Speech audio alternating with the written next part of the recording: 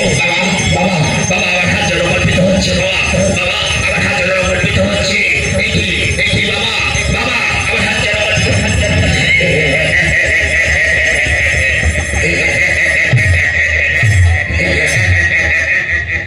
পুত্র পুত্র পুত্র আমার আদেশ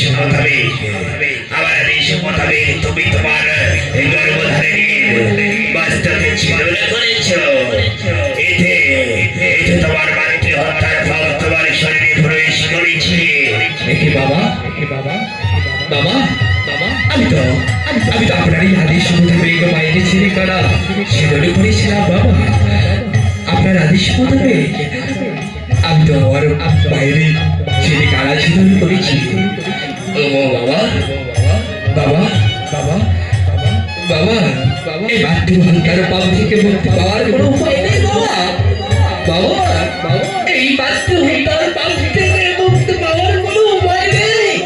ওরে ওরে ওরে পুত্র আসি পুত্র আসি উপায় রয়েছে পুত্র। শোনো পুত্র সকলে স্থান ভ্রমণ শেষ করে তুমি চলে যাবে গঙ্গা নদীর তীরে এক আক্রমণে শ্রী শ্রী গঙ্গা দেবীর আরাধনা করবে। এতেই তুমি মাতৃ হত্যার পাপ থেকে মুক্তি পেতে পারো। বাবা বাবা বাবা তাই যদি হয়ে থাকে বাবা বাবা আমি এখন চলে যাবো সেই সকলের স্থান ভ্রমণ করে আমি চলে যাবো গঙ্গা নদীর দিকে স্নানে ছেড়ে করবো গঙ্গা দেবীর আরাধনা।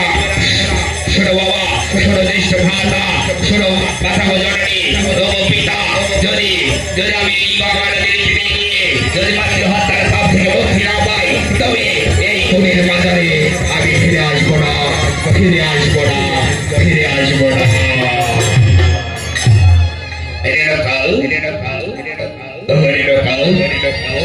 তোমরা দুজন আজ যে ভুল করেছ আর কোনদিনে যেন এই ভুল না হয়।